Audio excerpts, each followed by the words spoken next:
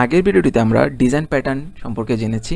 সেখানে ডিজাইন প্যাটার্নের এ to Z বলা হয়েছে যে ডিজাইন প্যাটার্ন আসলে কি।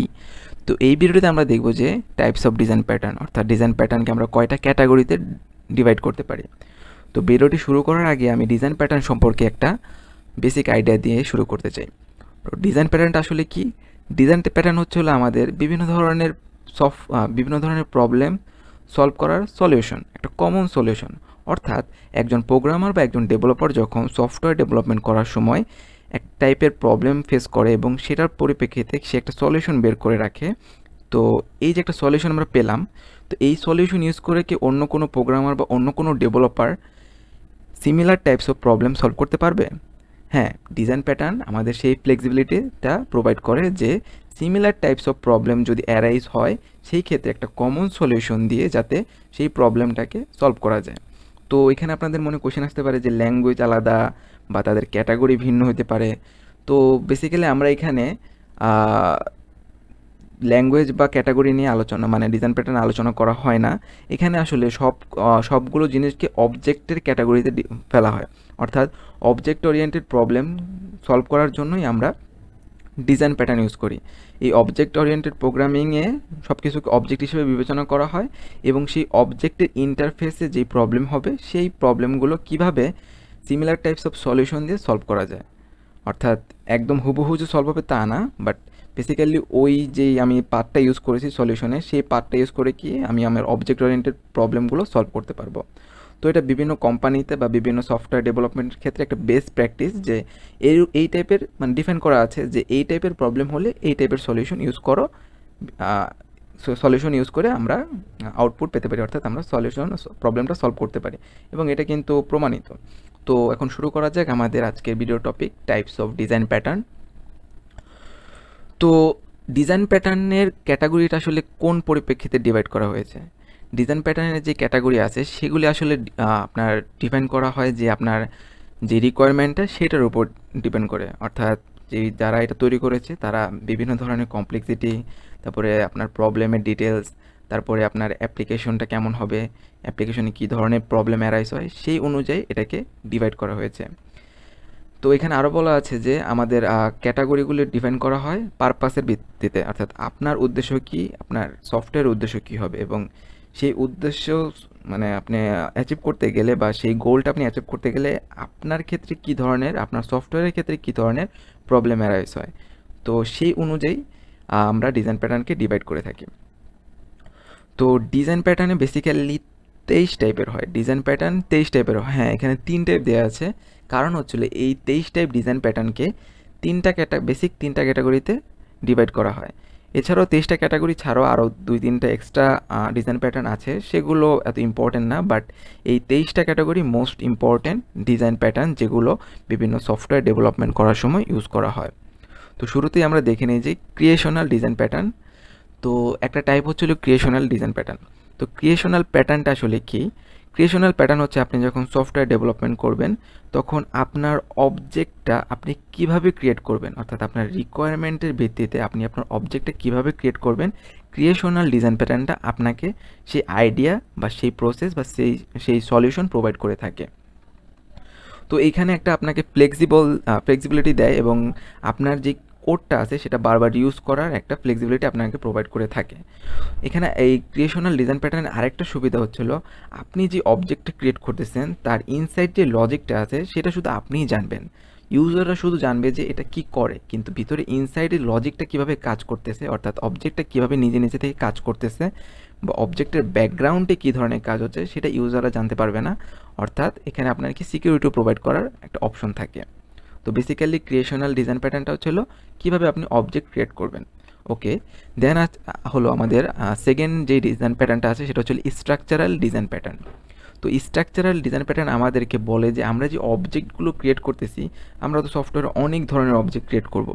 তো এই অনেক ধরনের অবজেক্টগুলোকে আমরা কিভাবে কম্বাইন করতে পারি, অর্থাৎ একটা অবজেক্টের ফিচার আরেকটা অবজেক্ট ইউজ করতে চায়, এখন তাদেরকে কম্বাইন করে একটা সিঙ্গেল অবজেক্টে বা তাদেরকে আমি কিভাবে কম্পোজিশন ঘটাতে পারি সেটাই আমাদের বলে স্ট্রাকচারাল ডিজাইন প্যাটার্ন।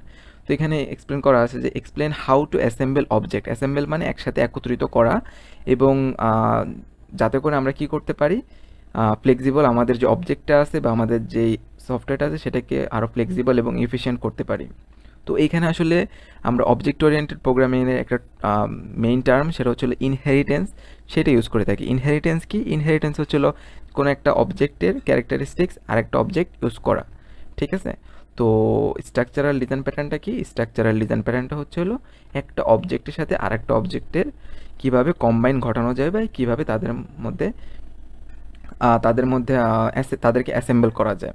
ওকে, দেন হচ্ছে হলো বিহেভিয়ারিয়াল প্যাটার্নস। এই প্যাটার্নটার কাজ কি? এই প্যাটার্নটার কাজ হচ্ছে অবজেক্টের মধ্যে কমিউনিকেশন, অর্থাৎ আপনি চাচ্ছেন না যে তাদেরকে অ্যাসেম্বল করতে, অর্থাৎ একাধিক অবজেক্টকে আপনি চাচ্ছেন না অ্যাসেম্বল করতে, কিন্তু আপনি চাচ্ছেন তাদের মধ্যে কমিউনিকেশন ঘটুক, অর্থাৎ তার কিছু বেসিক ফাংশনালিটি ও যাতে অ্যাক্সেস করতে পারে, আরেকটা অবজেক্ট অ্যাক্সেস করতে পারে। তো এর জন্য যে ইফেক্টিভ কমিউনিকেশনটা দরকার, সেটা আমাদের বিহেভিয়ারাল ডিজাইন প্যাটার্নটা প্রোভাইড করে থাকে। তো এই ছিল বেসিক 3টা ক্যাটাগরি, যেই ক্যাটাগরিতে মোট 23টা ডিজাইন প্যাটার্নকে আলাদা আলাদা করে ডিভাইড করে দেওয়া হয়েছে। তো আমরা এখন দেখি ক্রিয়েশনাল ডিজাইন প্যাটার্নের মধ্যে কোনগুলো পড়েছে। সেখানে আমরা দেখতে পাচ্ছি 5টা ক্যাটাগরি ক্রিয়েশনাল ডিজাইন প্যাটার্নের মধ্যে পড়ে থাকে। আর এই 5টা ক্যাটাগরি বিভিন্ন ধরনের অবজেক্ট আপনি কীভাবে ক্রিয়েট করবেন সেটা ডিফাইন করে দেয়। অর্থাৎ আমি যদি একটা এক্সাম্পল দিয়ে বলি যে সিঙ্গেলটন ডিজাইন প্যাটার্ন তো ক্রিয়েশনাল ডিজাইন প্যাটার্ন, তো সেটা ডিফাইন করে যে কীভাবে আপনি অবজেক্টটা ক্রিয়েট করবেন। তো এটার কাজ কি? এটার কাজ হচ্ছিল যে আপনি আপনার প্রোগ্রামে একটা সিঙ্গেল ক্লাস ক্রিয়েট করবেন, একটা ক্লাসের একটা মাত্র সিঙ্গেল ইনস্ট্যান্স ক্রিয়েট করতে পারবেন। অর্থাৎ আমরা জাভাতে কিন্তু ক্লাসের অনেকগুলো ইনস্ট্যান্স ক্রিয়েট করতেই পারি স্বাভাবিক কল করে, কিন্তু সিঙ্গেলটন আমাদেরকে বলতেছে যে কি না, আপনি একটা ক্লাসের মাত্র একটাই অবজেক্ট বা ইনস্ট্যান্স ক্রিয়েট করতে পারেন। সো এভাবে আমরা আসলে ক্রিয়েট করে থাকি অবজেক্ট, ঠিক আছে? তো আমরা আরও শিখবো factory, abstract factory, prototype, builder, এই 5 টাইপের ডিজাইন প্যাটার্ন আমরা আস্তে আস্তে শিখবো কোড সহ। সো আপকামিং ভিডিওগুলোতে আমি চেষ্টা করব যে সবগুলো ডিজাইন প্যাটার্ন কোড সহ তুলে ধরার জন্য।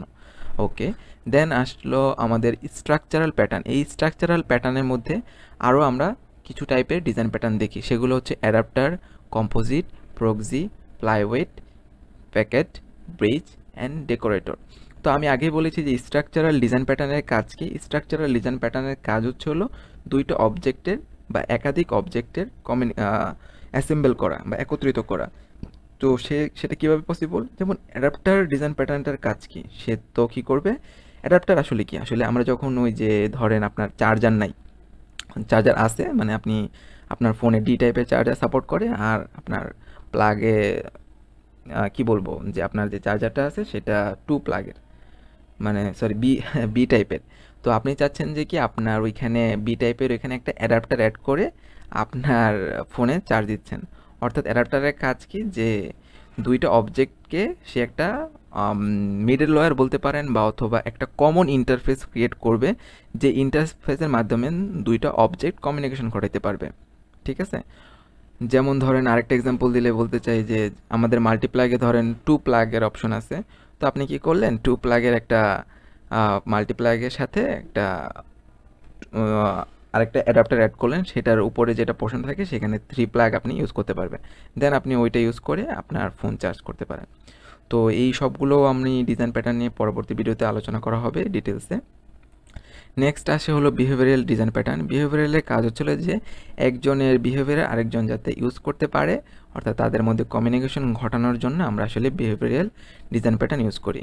তো এইখানে অনেকগুলো ডিজাইন প্যাটার্ন আপনারা দেখতে পারতেছেন, যেমন template method, mediator, chain of responsibility, observer, strategy, command, state, visitor, iterator, interpreter and memento.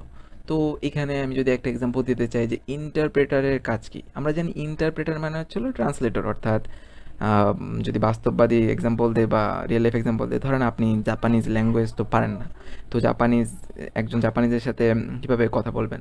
তো মাঝখানে একজন ইন্টারপ্রেটার আছে, সে বলতেছে যে কি আপনি আমাকে বাংলায় বলেন, আমি তাকে জাপানিজে বুঝাই দিব। সেমভাবে জাপানিজও ওই ব্যক্তিকে জাপানিজে বলতেছে আর ওই ব্যক্তি আমাকে বাংলায় বোঝাই দিচ্ছে, অর্থাৎ দোভাষী হিসেবে কাজ করতেছে। সেমভাবে ইন্টারপ্রেটারও সেভাবেই কাজ করে। ইন্টারপ্রেটার ডিজাইন প্যাটার্ন কী করে, দুইটা অবজেক্টের যে বিভিন্ন ধরনের ফাংশনালিটি আছে, সেটা কি করে এখান থেকে ধরেন এই অবজেক্টের ফাংশনালিটি ও ইন্টারপ্রেট করে ওকে দিল যাতে ও ইউজ করতে পারে। সেমভাবে এই অবজেক্টের ফাংশন